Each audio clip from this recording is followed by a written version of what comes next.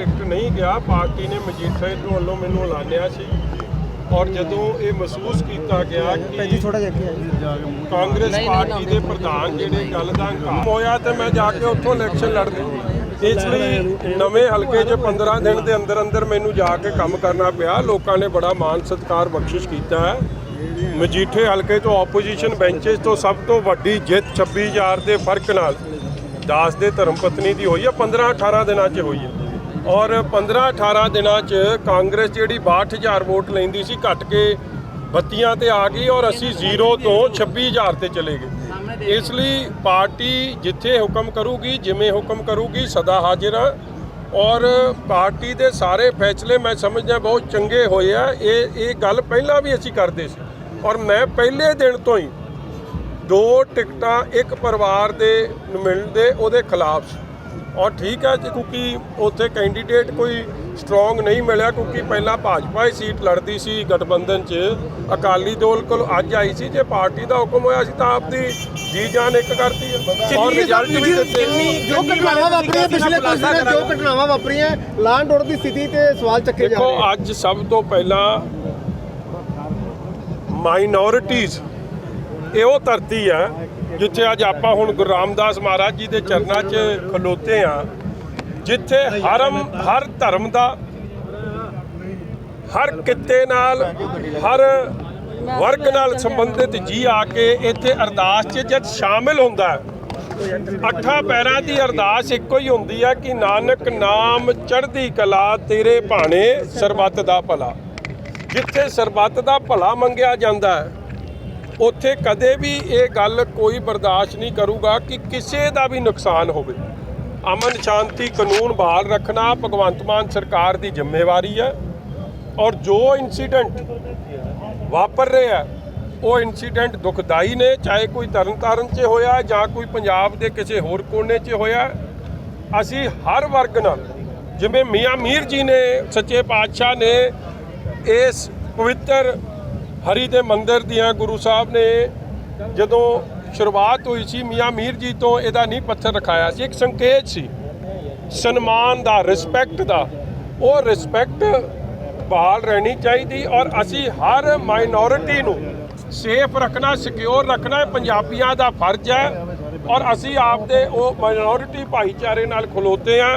और मैं चाहूँगा सरकार इंस्टेड ऑफ जिहड़ा रिमोट कंट्रोल नाल दिल्ली तो चल रही है, दिल्ली दी फेलियर्स पंजाब दा बॉर्डर स्टेट है, इनू ध्यान देन ते पंजाब 'च अमन शांति बहाल रहे और किसी तरीके का भी किसी गुरु घर 'च धार्मिक स्थान ते किसी तरीके की वैंडलाइजेशन या कोई यह जी व्यवहार करना जिहड़ा किसी के मन में ठेस पहुँचाउंदा वो नहीं होना चाहिए। असीं उहदे खिलाफ हां। असीं ओवरऑल 5 महीने ਦੀ ਸਰਕਾਰ ਦੇ ਲਾਅ ਐਂਡ ਆਰਡਰ ਨੂੰ ਤੁਸੀਂ ਕਿਵੇਂ ਦੇਖਦੇ ਹੋ ਇਨਕਲੂਡਿੰਗ ਇਹ ਇਨਸੀਡੈਂਟ ਜਾਂ ਪਿਛਲੇ ਇਨਸੀਡੈਂਟ? देखो ਲਾਅ ਐਂਡ ਆਰਡਰ ਬਾਰੇ ਮੈਂ ਕੀ ਦੇਖਦਾ, ਸਰਕਾਰ ਆਪ ਫੇਲੀਅਰ ਮੰਨਦੀ ਹੈ। 3-4 ਮਹੀਨੇ ਦੇ ਅੰਦਰ ਅੰਦਰ ਡੀਜੀਪੀ ਬਦਲਣਾ ਪੈ ਗਿਆ ਤੇ ਫੇਲੀਅਰ ਤਾਂ ਸਾਹਮਣੇ, ਮਗਰ ਡੀਜੀਪੀ ਨੂੰ ਦੀ ਚੋਣ ਕਿਹਨੇ ਕੀਤੀ? ਫੇਲੀਅਰ ਉਹਨਾਂ ਦਾ। ਜਦੋਂ ਭਾਵਰਾ ਸਾਹਿਬ ਦਾ ਫੇਲੀਅਰ ਇਹ ਕਹਿੰਦੇ ਆ ਅੱਜ ਉਹਨਾਂ ਨੂੰ ਜੇ ਇਹ ਚਾਰਜ ਸ਼ੀਟ ਕਰਨਾ ਚਾਹੁੰਦੇ ਤੇ ਸਭ ਤੋਂ ਵੱਡਾ ਫੇਲੀਅਰ ਤਾਂ ਫਿਰ ਭਗਵੰਤ ਮਾਨ ਜੀ ਦਾ ਕਿ ਉਹਨਾਂ ਨੂੰ ਪਹਿਲੀ ਜਗ੍ਹਾ ਤੇ ਲਾਇਆ ਕਿਉਂ? ਔਰ ਕੀ ਮੂਸੇਵਾਲਾ ਸਾਹਿਬ ਆ ਜਿਨ੍ਹਾਂ ਦੀ ਹੋਰ ਡੈਥ ਹੋਈਆਂ ਨੇ ਆਪ ਦੀ ਨਲਾਇਕੀ ਕਰਕੇ ਮੈਂ ਉਹਦੇ 'ਚ ਡੀਜੀਪੀ ਨੂੰ ਇਕੱਲਾ ਜ਼ਿੰਮੇਵਾਰ ਨਹੀਂ ਸਮਝੂੰਗਾ ਕਿਉਂਕਿ ਸਿਕਿਉਰਿਟੀ ਵਿਡਰਾ ਕਰਨੀ ਇਹ ਭਗਵੰਤ ਮਾਨ ਡਿਸੀਜਨ ਲੈ ਰਹੇ ਸੀ ਔਰ ਉਸ ਨੂੰ ਐਡਵਰਟਾਈਜ਼ ਕਰ ਰਹੇ ਸੀ। ਉਹਦੀ ਮਤਲਬ ਇੱਕ ਸਿਕਿਉਰਿਟੀ ਐਡਾ ਸੰਵੇਦਨਸ਼ੀਲ ਮੁੱਦਾ ਉਹਨੂੰ ਐਡਵਰਟਾਈਜ਼ ਕਰਕੇ ਅੱਜ ਸਿੱਧੂ ਮੂਸੇਵਾਲਾ ਜਾਂ ਹੋਰ ਕਿਸੇ ਦੀ ਜਾਨ ਚਲੀ ਜਾਂਦੀ ਉਹਦੇ ਲਈ ਜ਼ਿੰਮੇਵਾਰ ਇਕੱਲਾ ਡੀਜੀਪੀ ਥੋੜੀ ਹੋ ਗਿਆ। ਫਿਰ ਜਿਹੜੀ ਐਡ ਆਈ ਹੈ ਜਿਹੜੀ ਉਹ ਇਸ਼ਤਿਹਾਰਬਾਜ਼ੀ ਕੀਤੀ ਜਾਂ ਟਵਿੱਟਰ ਹੈਂਡਲ ਤੇ ਰਿਲੀਜ਼ ਕੀਤਾ ਉਹ ਤਾਂ ਆਪ ਦਾ ਸੀ ਔਰ ਆਪ ਦੇ ਸਪੋਕਸਪਰਸਨ ਨੇ। ਮੈਨੂੰ ਤਾਂ ਅੰਦਰਲੀ ਗੱਲ ਦਾ ਪਤਾ, ਮੈਂ ਵੀ ਉਸ ਮਹਿਕਮੇ ਦਾ ਵਜ਼ੀਰ ਰਿਹਾ। ਸਾਰੇ ਤੁਹਾਡੇ ਵਰਗੇ ਪੱਤਰਕਾਰ ਭਾਈਚਾਰੇ ਨੂੰ फोन कर करके क्या कि आ खबर आ छाप दिओ असीं इन्ने बंदियां दी सिक्योरिटी विड्रॉ कर दी। सुखबीर बादल जिहड़ा सम्मान कीते किते कुंवर विजय प्रताप सिंह कहंदे सम्मान नहीं होना चाहिए, गिरफ्तारी सीधी होनी चाहिए। वो कोई चंगे बंदे दा भी नाम ले दिया कर ਜੀ ਸਾਹਿਬ जी तुसीं गल करदे हो ना ਉਹਦੇ ਬਾਰੇ ਆਨਰੇਬਲ ਹਾਈ ਕੋਰਟ ਨੇ ਬੜੀਆਂ ਸਖਤ ਟਿੱਪਣੀਆਂ ਕੀਤੀਆਂ ਨੇ ਜਿਹੜੇ ਲੋਕ ਆਪਣੀ ਸਿਆਸੀ ਫਾਇਦੇ ਵਾਸਤੇ ਇਨਕੁਆਇਰੀਆਂ ਕਰਦੇ ਨੇ ਉਹਨਾਂ ਨੂੰ ਹਾਈ ਕੋਰਟ ਨੇ ਝਾੜ ਵੀ ਪਾਈ ਆ, ਜੁਰਮਾਨੇ ਵੀ ਕੀਤੇ ਆ। ਮੇਰੀ ਬੇਨਤੀ ਸੁਣੋ, ਉਹ ਤਾਂ ਵੈਸੇ ਵੀ ਛਡਾ ਦੇਣੀ ਸੀ ਹਾਈ ਕੋਰਟ ਨੇ, ਜਿਹੇ ਜਿਹੀ ਹਰਕਤਾਂ ਨੇ ਉਹਦੇ ਬਾਰੇ ਐਕਚੁਅਲੀ ਕੀ ਟਿੱਪਣੀ ਕਰਨਾ। ਨਾਲੇ ਮੇਰੀ ਕੋਈ ਗੱਲ ਨਾ, ਉਹ ਬਾਲਾ ਦਿਲ ਤੇ ਲਾ ਜਾਂਦਾ ਫਿਰ ਐਵੇਂ ਤਰਲੋ ਮੱਛੀ ਹੁੰਦਾ। ਇਹਨੇ ਜਾ ਕੇ ਹੁਣੇ ਇੱਕ ਨੇ ਸਵਾਦ ਲੈਣੇ ਸ਼ੁਰੂ ਕਰ ਦੇਣੇ ਘੰਟੇ ਦੇ ਅੰਦਰ। ਇੱਕ ਪਰਿਵਾਰਕ ਟਿਕਟ ਦਾ ਹੁਣ ਫੈਸਲਾ ਕੀਤਾ ਗਿਆ ਪਾਰਟੀ ਵੱਲੋਂ, ਮਿਸਟਰ ਮਜੀਠੀਆ ਚੋਗਲੀ ਚੋਣ ਕੌਣ ਲੜੂਗਾ ਜੀ? ਹਾਂਜੀ, ਇੱਕ ਪਰਿਵਾਰਕ ਜਦੋਂ ਚੋਣ ਆਊਗੀ ਤੇ ਹੁਣ ਤਾਂ ਮਿਸਿਸ ਮਜੀਠੀਆ ਹੀ ਅੱਗੇ, ਆਪਾਂ ਤਾਂ ਗੱਲਾਂ ਭਾਈ ਨਹੀਂ ਕਿਉਂਕਿ ਦੋਵਾਂ ਝਾੜੂ ਬਰਦਾਸ਼ਤ ਟਿੱਪਣੀ ਆ ਤੁਹਾਡੇ ਨਾਲ ਹੀ ਆ ਮਾਈਕ ਫੜ ਲਿਆ ਕਰਾਂਗਾ। ਅੱਛਾ ਸਰ, ਇੱਕ ਗੱਲ ਦੱਸੋ, ਚੰਨੀ ਦੇ ਬਾਰੇ ਤੁਸੀਂ ਕਿਹਾ ਸੀ ਮੈਂ ਖੁਲਾਸਾ ਕਰਾਂਗਾ, ਕਾਫੀ ਦੇਰ ਹੋ ਗਈ ਕੋਈ ਖੁਲਾਸਾ ਨਹੀਂ ਕੀਤਾ ਤੁਸੀਂ ਚਰਨਜੀਤ ਸਿੰਘ ਚੰਨੀ ਬਾਰੇ। ਜਾਵੋ ਕੋਈ ਮੋੜ ਲਿਆਵੋ, ਸਾਡੇ ਨਾਲ ਗਿਆ ਰੁੱਸ ਕੇ, ਸਾਡੇ ਚੰਨੀ ਛੱਲੇ ਨੂੰ ਜਦ ਆਤਾ ਲੈਣ ਦਿਓ। ਉਹ ਗੀਤ ਦੇ ਸਾਰੇ ਤੂੰ ਬੋਲ ਚਲਾ, ਪਹਿਲਾਂ ਗੀਤ ਸ਼ੁਰੂ ਕਿੱਥੋਂ ਹੁੰਦਾ? ਮੈਂ ਪਹਿਲਾਂ ਤਾਂ ਮੈਂ ਬੇਨਤੀ ਕਰੂੰ ਆਪਣਾ ਦੱਸ ਦਿਓ ਫਿਰ ਮਾੜਾ ਜਿਹਾ ਕੀ ਨਾਮ ਗੁਰਦਾਸ ਮਾਨ ਜੀ ਨੂੰ ਕਿ ਮਾਨ ਸਾਹਿਬ ਮਾੜੇ ਜਿਹੇ ਉਹ ਗੀਤ ਦੇ 4 ਬੋਲ ਤਾਂ ਸੁਣਾਓ, ਜਿਹੜਾ ਸਾਡੇ ਛੱਲੇ ਦਾ ਉਹ ਮੁੜ ਕੇ ਆਵੇ ਤੇ ਮੈਂ ਦੱਸੂਗਾ। ਜਿਸ ਦਿਨ ਇੱਧਰ ਉਤਰਿਆ ਅਗਲੇ ਦਿਨ ਵੀਡੀਓ ਜਾਰੀ। ਜਿਹੜੇ ਐਕਸਾਈਜ਼ ਬਾਰੇ ਐਕਸਾਈਜ਼ ਪਾਲਿਸੀ ਬਾਰੇ ਮਸਲਾ ਹੈ ਕਿ ਚੰਨੀ ਸਾਹਿਬ ਚਲੇ ਕਿੱਥੇ ਗਏ ਆ? ਇਹ ਤਾਂ ਤੈਨੂੰ ਪਤਾ। ਐਕਸਾਈਜ਼ ਨੂੰ ਲੈ ਕੇ ਸੁਖਬੀਰ ਬਾਦਲ ਨੂੰ ਨਹੀਂ, ਬਾਦਲ ਸਾਹਿਬ ਗਵਰਨਰ ਸਾਹਿਬ ਨੂੰ ਮਿਲੇ ਸੀ, ਦਿੱਲੀ ਵੀ ਰੌਲਾ ਪੈ ਰਿਹਾ। ਤੁਸੀਂ ਕੀ ਕਹਿਣਾ ਚਾਹੁੰਦੇ ਜਿਹੜੀ ਐਕਸਾਈਜ਼ ਦੀ ਪਾਲਿਸੀ ਹੈ ਰੈਵਨਿਊ ਤੇ? ਫਿਰ ਉਹਨਾਂ ਬਹੁਤ ਵੱਡਾ ਘਪਲਾ ਜੀ। ਇੱਕ ਮੈਂ ਗੱਲ ਦੱਸਾਂ, ਜਿਵੇਂ ਫਿਲਮ ਦੇ ਐਕਟਰ ਹੁੰਦੇ ਨਾ, ਜਿਹੜੇ ਸਟੇਟ ਐਕਟਰ ਨੇ, ਜਿਨ੍ਹਾਂ ਬੰਦਿਆਂ ਨੇ ਦਿੱਲੀ ਦੀ ਪਾਲਿਸੀ ਐਕਸਾਈਜ਼ ਦੀ ਤਿਆਰ ਕੀਤੀ, ਉਹਨਾਂ ਬੰਦਿਆਂ ਨੇ ਪੰਜਾਬ ਦੀ ਪਾਲਿਸੀ ਤਿਆਰ ਕੀਤੀ। ਤੇ ਜੇ ਦਿੱਲੀ 'ਚ ਉਹ ਗੁਨੇਗਾਰ ਨੇ ਤੇ ਪੰਜਾਬ 'ਚ ਕਿਵੇਂ ਨਹੀਂ?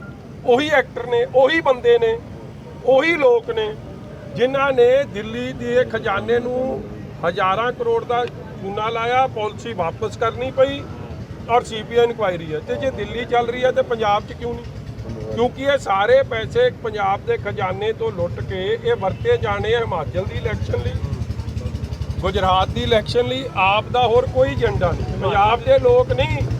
ਇਹ ਕੇਵਲ ਤੇ ਕੇਵਲ ਆਪ ਦੀ ਪਬਲਿਸਿਟੀ ਵਾਸਤੇ, ਆਪ ਦੇ ਚੋਣ ਪ੍ਰਚਾਰ ਵਾਸਤੇ ਆਪ ਨੇ ਇਹ ਪੈਸੇ। ਗੁਜਰਾਤ 'ਚ ਮੁਕੰਮਲ ਕਰਜ਼ਾ ਮਾਫੀ ਦਾ ਵਾਅਦਾ ਕੀਤਾ ਜੀ ਕੇਜਰੀਵਾਲ ਸਾਹਿਬ ਨੇ ਕੱਲ।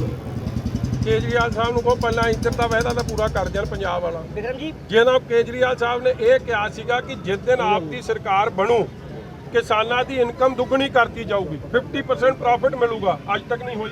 ਕੇਜਰੀਵਾਲ ਸਾਹਿਬ ਨੇ ਕਿਹਾ ਸੀਗਾ ਕਿ ਸਾਡੀ ਸਰਕਾਰ ਬਣਨ ਤੋਂ ਬਾਅਦ ਪੰਜਾਬ 'ਚ ਖੁਦਕੁਸ਼ੀ ਨਹੀਂ ਹੋਊਗੀ। ਕੋਈ ਦਿਨ ਇਹ ਜਾ ਨਹੀਂ ਜਾਂਦਾ ਜਦੋਂ ਕਿਸਾਨ ਦੀ ਖੁਦਕੁਸ਼ੀ ਨਹੀਂ ਹੁੰਦੀ। 1000 ਰੁਪਇਆ ਵਾਅਦਾ ਕੀਤਾ ਸੀਗਾ, ਹੋਰ ਬੜੇ ਵਾਅਦੇ ਸਨ ਨਸ਼ਿਆਂ ਦੇ ਉੱਤੇ, ਹਰ ਵਾਅਦੇ ਤੇ ਹਾਂਜੀ ਐਜੀਟੇਸ਼ਨ ਨਹੀਂ ਹੋਊਗਾ, ਇੱਕ ਵੀ ਐਜੀਟੇਸ਼ਨ ਨਹੀਂ ਹੋਊਗਾ। ਉਹਦੇ ਪੈਸੇ ਦੇ ਵਾਅਦੇ ਕਰਦੇ ਸੀ। ਮੈਂ ਬਾਹਰ ਤੋਂ ਹੀ ਛਾਉਣੀ ਜਿਹੜੀ ਬਣਾ ਛੱਡੀ ਆ, ਉੱਥੇ ਪੱਕੇ ਦਾ ਕੀ ਕਰਨੇ ਸੀ। ਉੱਥੇ ਸੰਗਰੂਰ 'ਚ ਜਿਹੜੇ ਕੱਚੇ ਮੁਲਾਜ਼ਮ ਹੈ ਉਹਨਾਂ ਨੂੰ ਮਾਰ-ਮਾਰ ਡਾਂਗਾ, ਉਹਨਾਂ ਦਾ ਸਰੀਰ ਭਾਵੇਂ ਪੱਕਾ ਕਰਦੇ, ਨੌਕਰੀ ਨਹੀਂ ਪੱਕੀ ਦਿੰਦੇ। ਇਹ ਹਾਲਾਤ ਬਣੇ ਪਏ। ਅੱਛਾ, ਕਲੈਕਟਰ ਰੇਟ ਬੜੇ ਵਧਾਤੇ ਵਿਕਰਮ ਜੀ, ਤੁਸੀਂ ਵੀ ਰੈਵਨਿਊ ਮਿਨਿਸਟਰ ਰਹੇ ਹੋ, ਇੰਨੇ ਕਲੈਕਟਰ ਰੇਟ ਵਧਾ ਦਿੱਤੇ ਗਏ ਨੇ, ਬੇਤਹਾਸ਼ਾ ਵ੍ਰਿੱਧੀ ਹੋ ਗਈ ਹੈ। ਆਮ ਆਦਮੀ ਨੂੰ ਕਿਸੇ ਕਹਾਣੀ ਹੋ ਗਈ। ਰੇਟ ਰਿਵੀਜ਼ਨ ਜ਼ਰੂਰ ਹੁੰਦੀ ਆ, ਪਰ ਇੰਨੀ ਮਗਰ ਰਿਵੀਜ਼ਨ ਹੁੰਦੀ ਹੈ ਹਿਸਾਬ ਕਿਤਾਬ ਦੇ ਨਾਲ ਕਿ what is the actual rate ਕਿੰਨਾ ਵਧਿਆ।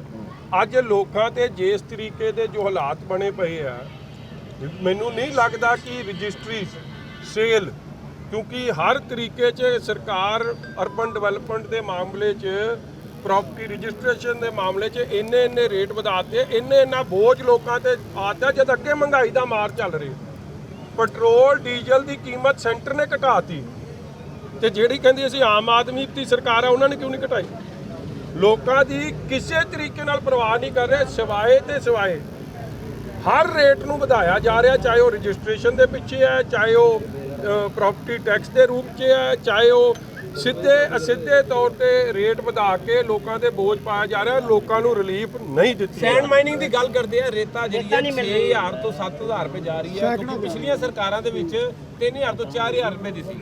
ਉਹ ਜਿਹੜਾ ਕਾਬਲ ਮਿਨਿਸਟਰ ਲਾਇਆ ਨਾ, ਇਸ ਤਰ੍ਹਾਂ ਕਰਦਾ ਫਿਰਦਾ, ਪਤਾ ਨਹੀਂ ਕੀ ਉਹਨੂੰ ਹੋਇਆ। ਉਹਨੂੰ ਕਹਾ ਬਾਬਾ ਇੱਧਰ ਦਾ ਦਿਲ ਦਾ ਵੀ ਲੋਕਾਂ ਦਾ ਧਿਆਨ ਕਰ ਲੈ। ਮਾਈਨਿੰਗ ਮਿਨਿਸਟਰ ਜਿਹੜਾ ਹੈ, ਧਿਆਨ ਹੀ ਨਹੀਂ।